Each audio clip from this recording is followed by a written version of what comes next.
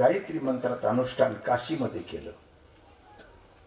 रोज भिक्षा मागायची, रोज मठात जायचे, रोज भिक्षा मागायची, गंगा किनारी मणिकर्णिकेच्या घाटावर यायचे आणि गायत्री मंत्राचं अनुष्ठान पाण्यात पाय ठेवून करायचे. अजिबात पैसे मिळाले नाही, दक्षिणा सुद्धा कोणी दिली नाही, दक्षिणा सुद्धा दिली नाही. राग आला, वाईट वाटलं. गेले आणि काशीमध्ये एका महान तपस्वी पंडिताकडे संन्यासाकडे गेले आणि संन्यास घेतला. 24 वर्षांनंतर त्यांनी संन्यास घेतला. विद्यारण्य स्वामी त्यांची गोष्ट सांगतोय. त्यांनी पंचदशी नावाचा ग्रंथ लिहिला. पंचदशी. संन्यास घेतला आणि दुसऱ्या दिवशी आंघोळीला गेले. त्याच घाटावर, ज्या घाटावर तपश्चर्या केली त्याच घाटावर आंघोळ होऊन बाहेर अंग पुसल्याबरोबर प्रत्यक्ष महालक्ष्मी नारायणा सकट पुढे उभे राहिली.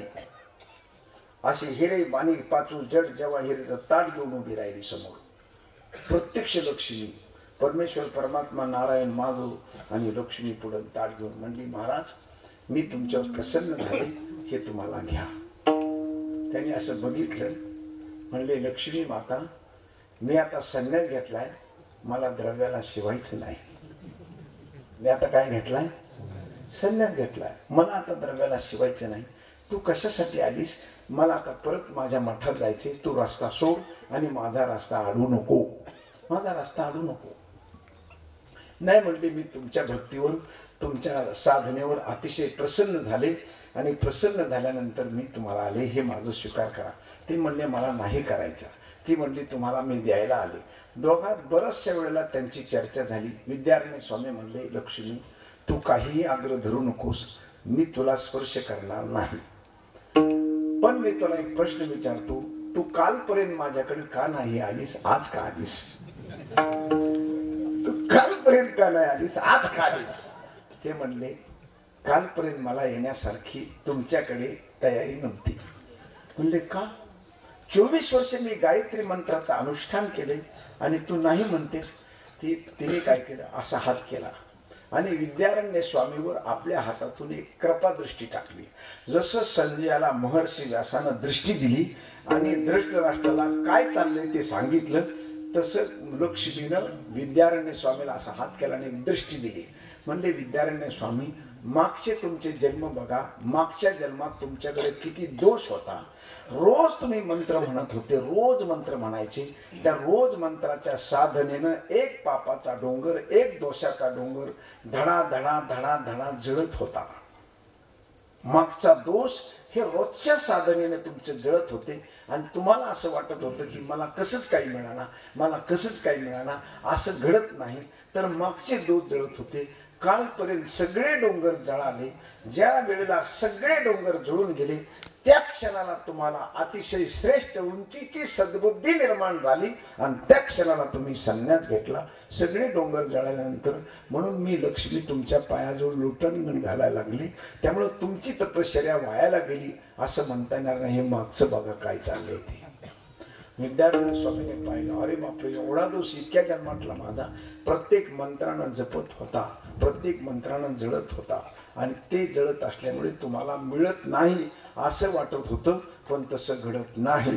रोज हरिपाठ म्हणत असला, रोज एक माळ जपत असला, रोज 10 माळा जपत असला, रोज चिंतन महिना 6 महिने 12 महिने 2 वर्ष 5 वर्ष केलं आणि मला काहीच मिळालं नाही असं म्हणू नका. मागचं डोंगर बघा, मागचा डोंगर बघा. प्रत्येक क्षणाला आणि प्रत्येक मंत्राला आपलं पाप जळत असतं, आपला दोष जळत असतो. ज्या क्षणाला सगळं दोष जळतील तया साधू भेट देती अवचिता का. म्हणून विश्वास भक्तीमध्ये अविश्वास दाखवायचा नाही, साधना करीत राहायची. 1,00,000% तुम्हाला खरी गोष्ट सांगतो, काही जरी झालं तरी साधनेपासून बाजूला जाऊ नका. किती गरिबी, किती त्रास, काही येऊन द्या, पण तुमची साधनेपासून तुम्ही हलू नका. का? साधना तुम्हाला दिव्य रूप देत असते, दिव्य तेज देत असते, दिव्य शक्ती देत असते. फक्त तिची दिलेली शक्ती आपल्या भोवतालच्या अंधकारामुळं, आपल्या भोवतालच्या पापामुळं, आपल्या जवळच्या अंतकरणातल्या दोषामुळं तिने दिलेल्या शक्तीचा प्रादुर्भाव तितका होत नाही आणि तितकी आपल्याला अनुभूती येत नाही. ज्या क्षणाला सगळे दोष निघून जातात त्या क्षणाला मग मात्र कळतं, आहे आता काही काही राहिलं नाही, मग सगळा प्रकाशक प्रकार आपल्या समोर दिसायला सुरुवात होते. आणि म्हणून अशी साधना करणारी जी माणसं आहे, ती साधना करणाऱ्या माणसाला डायरेक्ट परमेश्वर परमात्मा दिसतो, डायरेक्ट त्याची शक्ती दिसते. आणि डायरेक्ट दिसल्यानंतर त्याच्या लक्षात येतं, मी तर इतक्या दिवस साधना केली आणि तुम्ही मला का नाही भेटत. या उंचीवर जाऊन तुकोबाराय म्हणतात, सावळे सुंदर. का? त्यांना समक्ष दिसतंय ना, हे तुझ्याकडे आहे, हे मी तुझा अमुक केलेलं आहे आणि मला ते पाहिजे. आता मला आतापर्यंत मला कळत नव्हतं, पण मला आता ते पाहिजे. हे सावळे सुंदर, तुझं सौंदर्य आणि तुझं मोठेपण सुंदर विचारांना असतो, आचारांना असतो, उच्चारांना असतो, शरीरांना असतो. परमेश्वर परमात्मा सगळ्या बाजूने सुंदर आहे. त्याचा विचार सुंदर आहे, त्याचा आचार सुंदर आहे, त्याचा उच्चार सुंदर आहे, त्याचं शरीर सुंदर आहे. शरीर सुंदर असल्याशिवाय लक्ष्मी तुझी या सौंदर्या पुढे लक्ष्मी होऊन ठेली वेळे. इंद्रचंद्र बाप, इंद्रचंद्र काय घेऊन बसले महाराज. भगवान परमेश्वर परमात्मा अतिशय सुंदर आहे, फार सुंदर आहे. आणि त्याचं सौंदर्य जर तुम्हाला बघायचं असलं, शांत रीतीने पहाटे उठा आणि शांत रीतीने पहाटे उठून असं छान असं सुंदर चिंतन करा. आणि महिना, 2 महिने, 4 महिने, 10 महिने, 12 महिने, असं 10 मिनिटं, 15 मिनिटं असं सुंदर चिंतन करा. आणि मग त्याचं सौंदर्य आपल्या लक्षात येईल. किती देव सुंदर आहे, किती कोमल आहे, किती मोहक आहे. माझा आता विषय तो नसल्यामुळे मी त्या बाजूची साधना तुम्हाला सांगत नाही, तो माझा विषय नाहीये. म्हणून भगवान परमेश्वर परमात्मा अतिशय सुंदर आहे. सगळ्या बाजून त्याचं सौंदर्य अप्रतिम आहे. सावळे सुंदर रूप मनोहर, मनाला बुद्धीला आपल्या विचाराला मोहित करणार आहे. आपला विचार कितीही विचार करायला लागला, पण त्याचा विचार सुटल्याबरोबर आपला विचार विरून जातो, संपतो आणि त्याचाच विचार शिल्लक राहतो. हे आहे त्याचं रूपाचं लक्षण. आपला विचार संपून जातो, आपल्या जो राहतच नाही काही. अरे काय, मला काही समजतच नाही, हेच दिसतंय. ज्यावेळेस तुम्हाला तुमचं काहीच दिसणार नाही, तेच दिसेल, त्यावेळेला समजायचं की परमेश्वराचं रूप आपल्याला जवळ यायला लागलेलं आहे. पण आपलीच पोरं आपल्याला दिसायला लागली आणि चांगला विचार दिसतच नाही, समजायचं परमेश्वराचं रूप आपल्यापासून दूर जायला लागलेलं आहे. हे साधा आणि सिंपल गोष्टी. आपलंच आपल्याला दिसतं, दुसरं दिसत नाही, ते नाही सगळं. आणि म्हणून ज्ञानेश्वर महाराजांचं रूप का म्हणतात तर, जे खळांची व्यंकटी सांडू तया सत्करी, हे विश्वाची माझे घर, ऐशी मती जयाची स्थिर. हे परमेश्वराच्या रूपाचं लक्षण आहे. हे विश्व माझं आहे आणि मी विश्वात आहे, याच्यामध्ये इतकं मोठेपण हे परमेश्वराचं खरं रूप आहे. आणि ते रूप ज्ञानेश्वर महाराजाला जाणवतंय.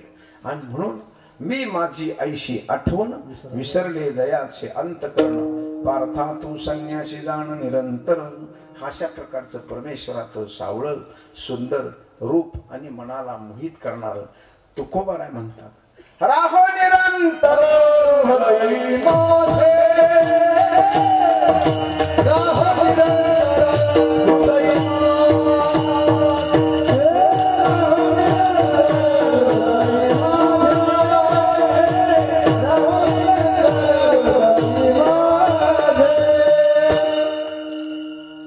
अशा प्रकारचं निरंतर म्हणजे हमेशा.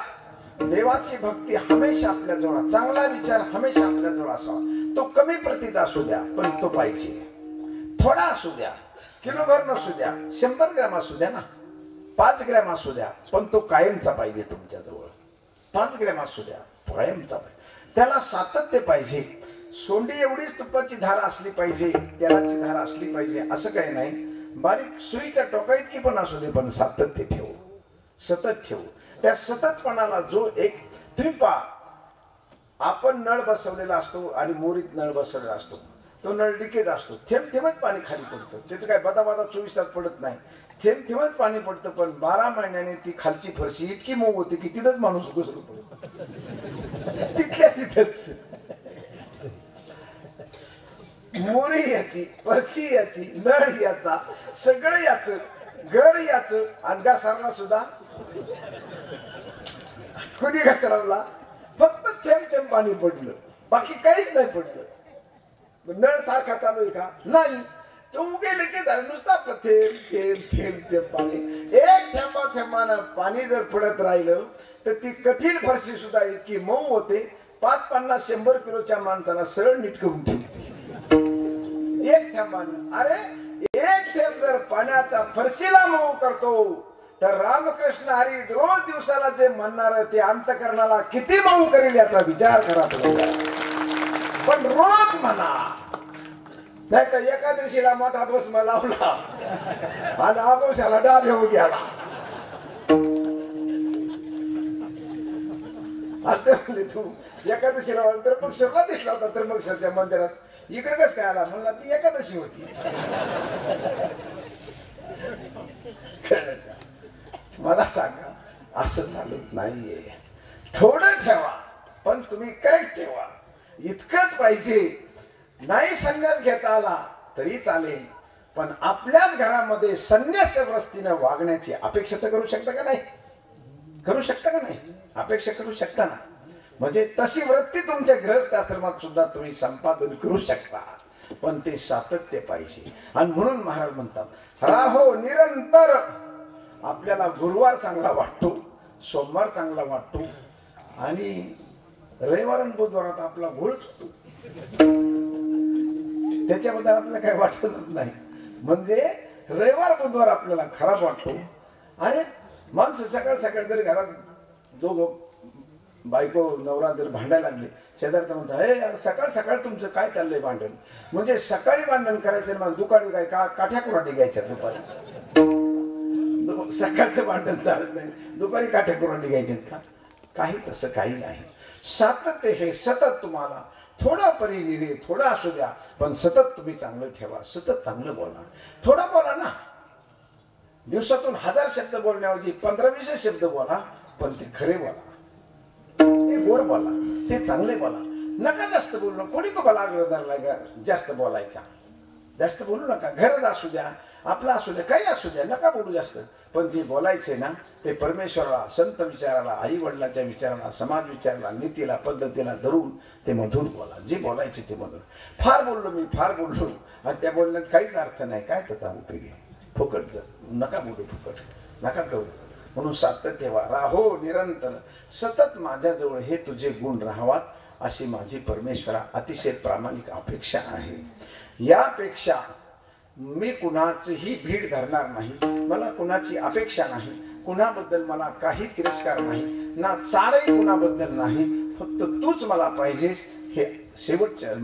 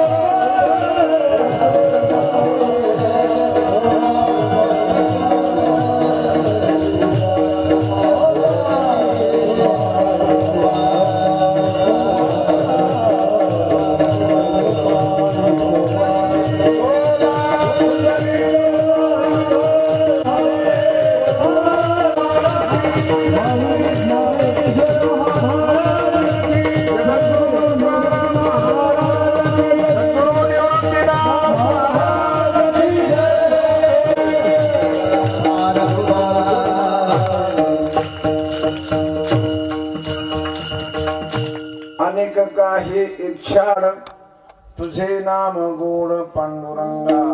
अभंगाच्या दुसऱ्या चरणामध्ये महाराज म्हणतात, पहिल्या चरणातला जो भाग आहे, तुझं जे मोठेपण, तुझे जे षडगुण ऐश्वर्य संपन्न जे गुण आहेत आणि तुझे जे आचार विचाराचं सौंदर्य, तुझं जे रूप आहे, हे सगळं माझ्या अंतकरणात राहावा, पाठीत राहावा, मनगटात राहावा, डोक्यात राहावा असं नाही म्हणत. कुठं राहावा?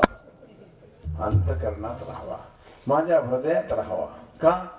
महाराज भगवंताचं राहण्याचं ठिकाणच हृदय आहे. हृदय बंदी खाना केला आत विठ्ठल कोंडीला. त्याचं राहण्याचं ठिकाण, जसा माणसाचा राग कशात राहतो? पायाच्या अंगठ्यात राहतो. हे कसं काय कळलं पटकी? पायाच्या अंगठ्यात राग राहतो. राग कुठं राहतो? काय माणसाच्या डोक्यात राग भरलो. रागाचं ठिकाण कुठे? डोक्यात आहे, नाही का? अंगठ्यात नाही.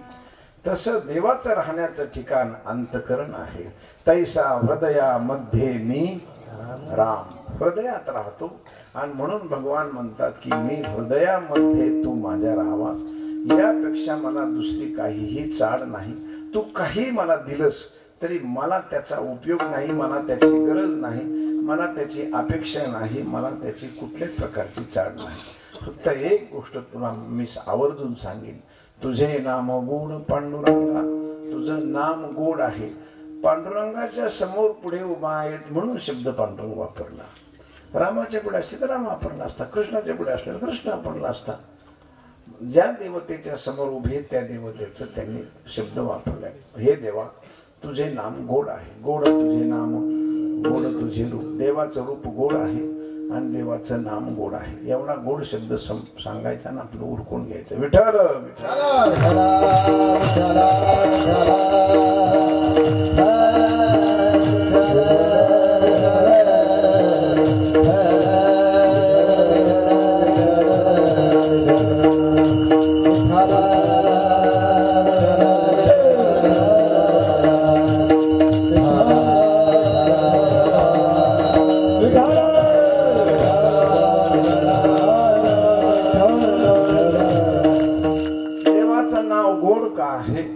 कशाला म्हणतात तर गोड आपण व्यवहारामध्ये जेवण फराळ, फराळ कसा झाला? फार गोड झाला. लय पदार्थ होते फराळात. पुढे मालक फराळाची. तर मला फराळ करतानाच असं वाटलं ही द्वादशी का एकादशी याचाच वेळ लागला. द्वादशी का एकादशी येतात ताळ मिळत बसाला फराळ करताना. आलं का लक्षात? विरोधाचा भाग सोडून द्या. आपल्या मनाचा मोठेपणा आहे, संतांची सेवा करण्याची आपली सवय आहे म्हणून त्या गोष्टी आपण आवर्जून करतो. ही फार सुंदर गोष्ट आहे. 1 हिस्सा शास्त्रानं दान करण्याचं सांगितलंय. 10वा हिस्सा तो तुमचा नाहीये, तो आमचा आहे. धर्माचा आहे, गाईचा आहे, सैनिकाचा आहे, वृद्ध मात्या पित्याचा आहे, अनाथ बाळकाचा आहे, दीन दुबळ्याचा आहे, गरीबाचा आहे. 10 लोकांचा अधिकार त्या 10व्या रुपयावर आहे. 10 लोक त्याच्यावर अवलंबून आहेत. असो, तेव्हा गोड नाम. गोड का? तर गोड ही चव नाही, तर गोड ही गरज आहे. गोड चव नाही महाराज. देवाची तुम्हाला गरज कशाची आहे त्याच्यासाठी तुम्ही देवाचं नाव घ्या. तुम्हाला गरज कशी? तेव्हा भक्त एक, गरज आहे बघा. भक्त एकच आहे, द्रौपदी एकच. पण तिला सभेत आणलं, तिला गरज कशाची होती? कपड्याची लाज राखायची गरज आहे ना. सभेत वस्त्रहरण, पतिव्रता मरण, द्रौपदी लज्जा रक्षण, अंबर झाला श्रीकृष्ण. तिला वस्त्राची गरज आहे. भगवंतानं तिने कृष्णाचंच नाव घेतलं. गोविंद द्वारकावासी कृष्ण गोपी जनप्रिय हा. हे नाथ हे रमानाथ व्रजनाथार्थिनाशन कौरवै परिभूता माम किम न जानासी केशव, तिने त्याचंच नाव घेतलं. भगवान आले, त्याने बघितलं हिला गरज कशाची आहे, वस्त्राची. 9,999 वस्त्र तिच्या अंगावर एकट्या देवानं अवतार धारण केला. मग 9,999 लुगडी वाढायला किती टाइम लागला असेल ते तुम्ही बघायचं. पण इतकी लुगडी त्यांनी ओढली, एवढी लुगडी त्यांनी ओढली. मग त्याला किती 15 मिनिटं लागली का, 2 मिनिटं लागली का, 2 तास लागले ते तुम्ही बघायचं. नाही तर एखाद्या खांबाला लुगडी बांधणार मुडीत बसा ना, मग कळत तुम्हाला किती टाइम लागत होती. विठ्ठल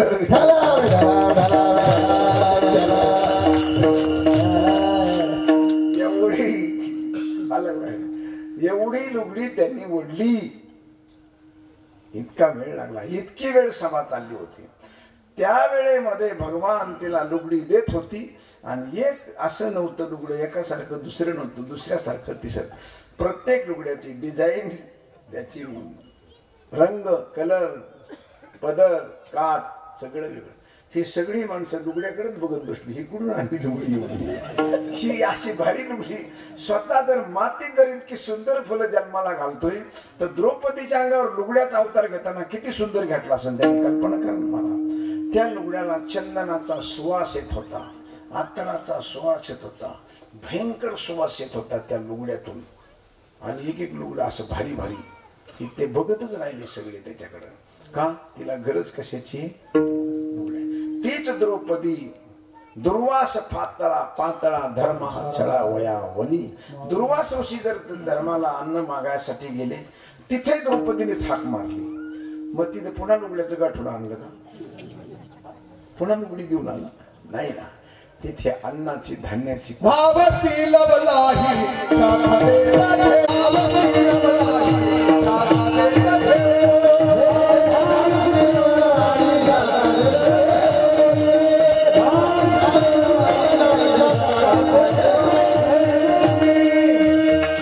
परमात्मा ताबडतोब लवलाही म्हणजे क्षणाचा विलंब न करताना अन्नाची कोठरचे कोठर धावसी लवलाही शाखा दीट घेऊन, म्हणजे भाज्या बिज्या सगळे घेऊन भगवान आले. भक्त एक, देव एक, नामस्मरण एक, तरी भक्ताची गरज अनेक आहे. त्या नावाची ताकद अशी, काय भक्ताला पाहिजे ते नाव ते त्याला देत. म्हणून त्याला शब्द गोड आलेला आहे. गोड शब्द का, तर गोड ही चव नाही आंब्यासारखी, सफरचंदासारखी, चिकूसारखी. तुमची गरज, देवाचं रूप गोड का, देवाचं नाव गोड का, तर रूपाला पाहून, त्याच्या नामाला उच्चार पाहून, त्याच्या नामाला पाहून समोरच्या भक्ताचं कल्याण होतं ना महाराज. त्याला काय पाहिजे ते मिळतंय. एका बाळाला आई बापानं हाकलून दिलं आणि तो त्याची ओम नमो भगवते वासुदेवाय मंत्र जपू लागला, तर तुला काय पाहिजे म्हणलं, माझ्या बापानं मला हाकलून दिलंय, अशा जागेवर मला बसव की ते कुणी मला उठ नाही पाहिजे. अडळपती बाळादू बैसवीला ध्रुव, त्याला अशी जागा दिली की सगळी दुनिया त्याच्या भोवती फिरते, तो जागेवर बसला. दुसऱ्या बाळाला दूध पाहिजे होतं, तर क्षीराचा सागर उपमन्या. 2 बाळ भजन करू लागले. एकाला दूध पाहिजे त्याला समुद्र दुधाचा करून दिला, आणि एकाला जागा पाहिजे त्याला जागा देऊन दिली. कुणाला काय, कुणाला काय, कुणाला काय. म्हणजे एकंदरीत हा सगळा विचार केल्यानंतर हे आपल्या लक्षात येतंय की कोणत्या भक्ताची गरज काय. नामदेव महाराज ज्ञानेश्वर महाराजाला घेऊन सावतोबा महाराजाच्या मळ्यात गेले, आणि पंढरीचा पांडुरंग इथे आला. तुम्ही पंढरपूरला येत नाहीत, आणि तुम्ही काय येत नाहीत पंढरपूरला. सावता महाराज म्हणतात की मी पंढरपूरला का येत नाही. सकाळी जर पंढरपूरला मी निघालो तर त्याच्या अगोदर देव माझ्या घरी असतो, माझ्या घरी. आणि कुठं निघालात मला सावता महाराज म्हणले, पंढरपूरला. तुमच्याकडे निघलो तो. असं का, काय काय गरज नाही, आलो मी म्हणले. चला आपलं मळ्यात, मळ्यात मला घेऊन जातो, अख्खा दिवसभर माझ्या मळ्यात राहतो. मग मी कशाला तिकडे तळ्यात येऊ, त्या गर्दीत येऊ कशाला. तो जर माझ्या बरोबर मळ्यात आहे, मी काय. नामदेव महाराजाला असं वाटलं, असं काय म्हणतात सावता महाराज. म्हणले मग आता पण आहे का. म्हणजे हा, चला म्हणले दाखवा. कुठे हाय म्हणले, आपल्या मळ्यात. ज्ञानेश्वर महाराजाला नामदेव महाराजाला घेऊन गेले. कुठे म्हणले, हे काय, ह्या सगळ्या मळ्यात तोच बसलेला आहे. कांदा मुळाबादी कांदा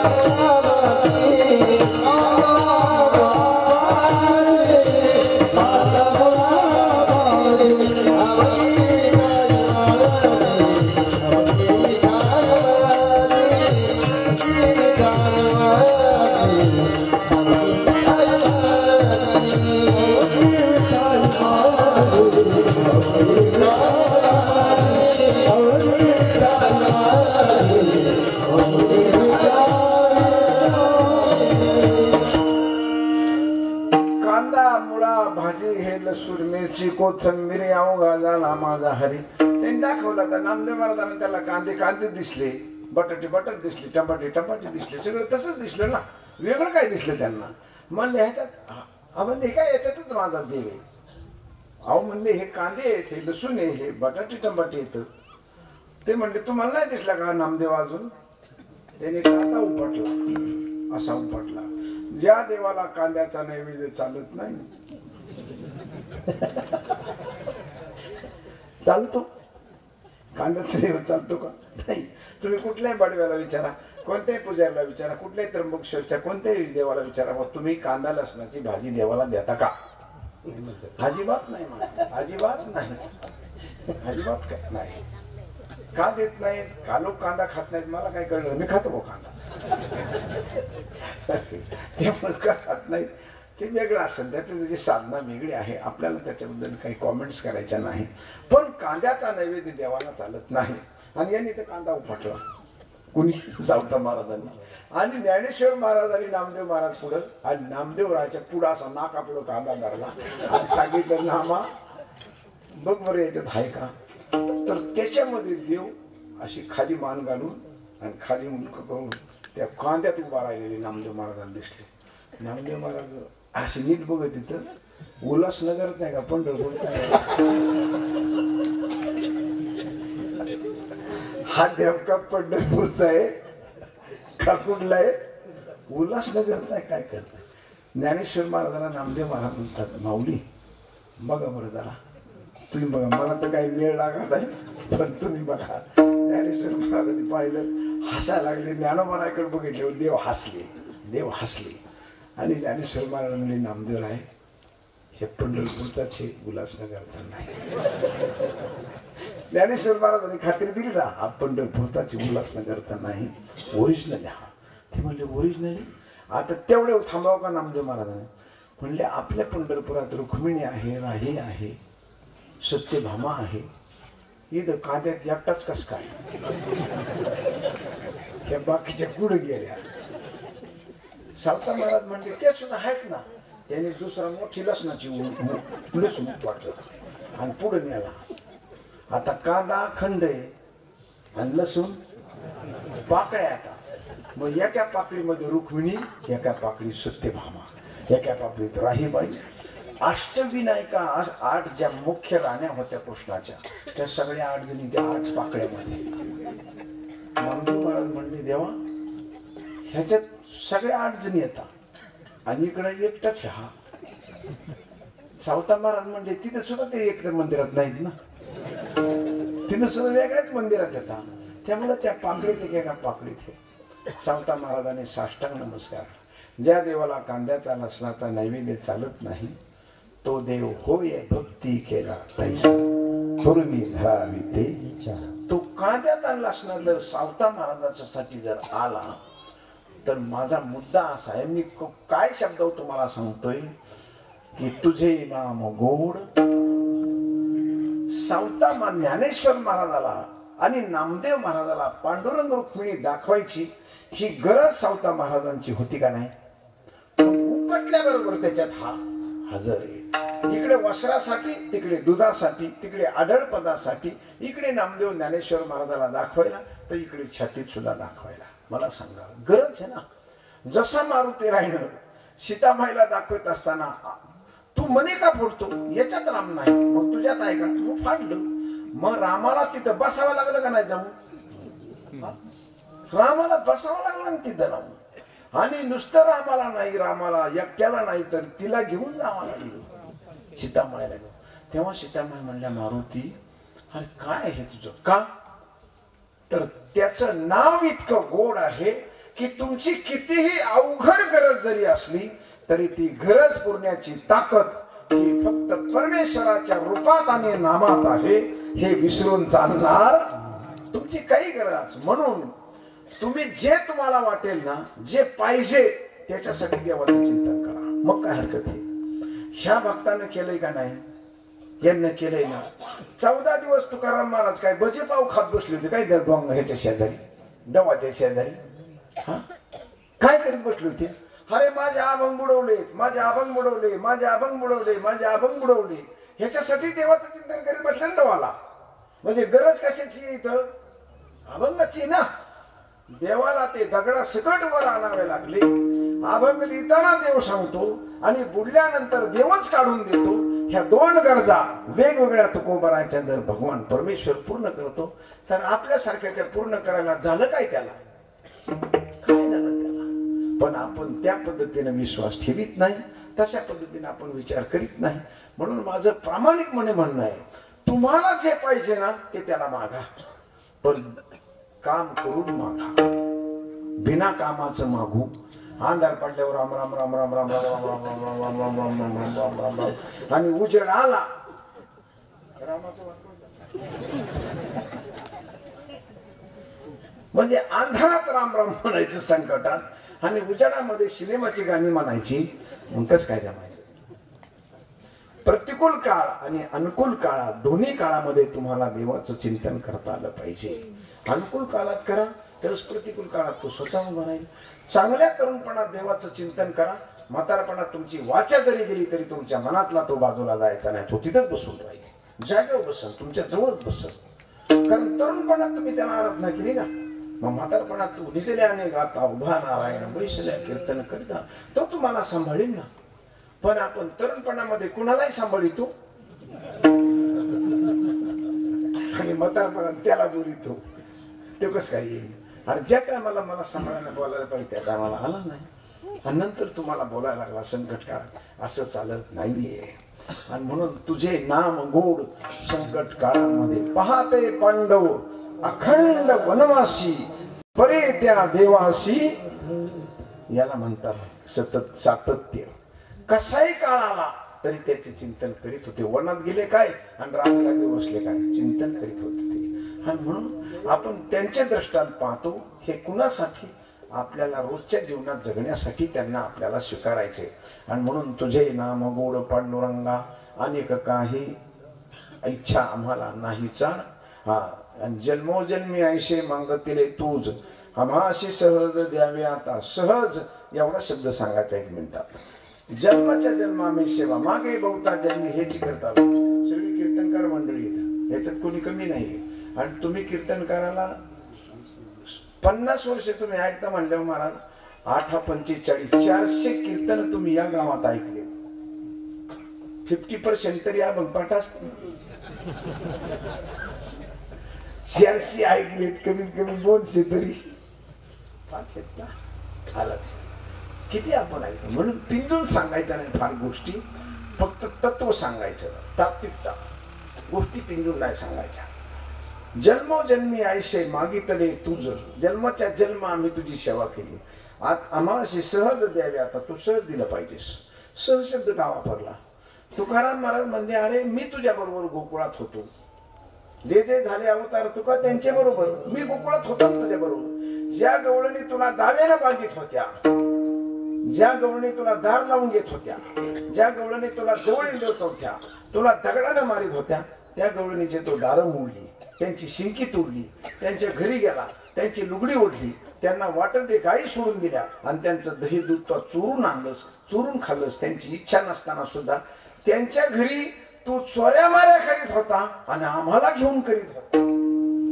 आणि मी तुझं रात्रंदिवस भजन करतो, तू मला भेटत नाही आणि तुम्हाला देत नाही. त्यांच्या घरी मारामाऱ्या करत होता तरी तू जात होता. मी तर भजन करतोय, त्यांच्यापेक्षा माझ्याकडे जास्त साधन आहे. मग मला तर तू सहज द्यायला पाहिजे. आम्हाला असे सहज द्यावे आता तू सहज भेटायला पाहिजे ना. आणि म्हणून भगवान इतकं असं म्हणलं, देव म्हणले महाराज तुम्ही असं करा, कशात माझ्या नादी लागता? मी तर लई कंजूस आहे. तुम्ही दुसरीकडे जा बघायला, दुसऱ्या देवाला, शंकरकडे जा, ब्रह्मदेवाकडे जा, सूर्याकडे जा, अग्निदेव, वरुण देव, अनेक देवाकडे जा ना. ऋग्वेदाकडे जा, ऋग्वेदा, यजुर्वेद, सामवेद अनेकाकडे जा. कुणी तुम्हाला देईल? मला सांगते आपल्याला भेटायला वेळ नाही, मला वेळ नाही, मला देत नाही. तुकाराम महाराज म्हणतात प्रभू पाहिली पुराणे दांडोळीने दर्शने सगळं मी बघितले. उदंड पाहिले, उदंड ऐकले, उदंड वहिने क्षेत्र महिमे हे सगळं बघितलंय. तुका म्हणे तुझ ऐसा जी दयाळ धुंडीता सकळ नाही सगळं बघितलं पण तुझ्यासारखा कनवाळू कृपाळू भक्ता लागे मोही असा मी दयावंत उदार दानशूर असा मी बघितला नाही म्हणून तूच मला ही गोष्ट दे अन्यथा दुसरीकडे नाही मिळणार. आणि म्हणून परमेश्वराची माझी विनंती आहे प्रार्थना आहे आपल्याला 5 मिनिटं 2 मिनिटं 10 मिनिटं रोजच्या रोज प्रत्येकानं देवाचं चिंतन आपल्या घरी करावं. झोपताना करा, गादीव करा, घरीत करा, दारात करा, रानात करा, वनात करा, कुठेही पण आपल्या जिभेवर परमेश्वराचं चिंतन 5 मिनिटं का होईना पण शांत रीतीनं आलं पाहिजे. 2 मिनिटं करा, 5 मिनिटं करा, 10 मिनिटं करा पण देवाचं चिंतन करा. मनुष्य जन्मामध्ये याच्याशिवाय दुसरा कर्मोपाय काही नाही. आणि एकदा आपलं इथून निघून गेलं की पुन्हा या गावात अजिबात येणार नाहीत, अजिबात नाही. मागोता हाची जन्म पावसी येतो नगडे रे सायासी, कधीच घडत नाही. म्हणून मिळालेल्या आयुष्याचं, मिळालेल्या जीवनाचं, मिळालेल्या जन्माचं अतिशय सोनं माणिक हिरे पाचूसारखं जीवन जगा. संसार करू नये असा माझा दावा नाही, धंदा पाणी करू नये, जरूर करा. अन्नमय शरीर आहे याच्यासाठी तुम्हाला ते करावंच लागणार आहे. पण प्राणमय शरीर आहे, आत्मा मन. बघा, कपाळ चांगलं ठेवायचं असेल तर तुम्हाला अन्न खावाच लागेल, पण कपाळावरलं दैव बदलायचं असेल तर भजन करावाच लागेल. कपाळ चांगलं ठेवायचं ना, अन्न तुम्हाला मिळवावं लागेल. नोकरी चाकरी पैसा पाणी धंदा शेतीवाडी करावं लागेल. कपाळ चांगलं ठेवायचं आहे, हे शरीर चांगलं ठेवायचं यासाठी बाकीच्या गोष्टी. पण आतलं शरीर जर बदलायचं असेल तर तुम्हाला नामस्मरण, चिंतन, दान, धर्म ह्या सगळ्या गोष्टी कराव्याच लागतील. याला पर्याय दुसरा काहीच नाहीये, दुसरा पर्यायच नाही. याच रस्त्याने जावं लागेल. तनु मनु जीवे चरणाशी लागावे, अगरवता करावे दास्य सकळ. तुम्हाला परमेश्वराच्या विचाराचा, सद्गुरूच्या विचाराचा, धर्माच्या विचाराच्या, मात्या पित्याच्या विचाराचा दास व्हावाच लागणार आहे. त्याच्याशिवाय मनाची शुद्धी होणार नाही, आत्मा म्हणजे बुद्धीची शुद्धी होणार नाही, दैव बाजूला जाणार नाही, खराब दैव जाणार नाही. ह्या सगळ्या गोष्टी आपल्याला कराव्या लागतील आणि त्या गोष्टी कराव्यात ही माझी प्रामाणिक आणि तळमळीची विनंती आहे. ज्ञानेश्वर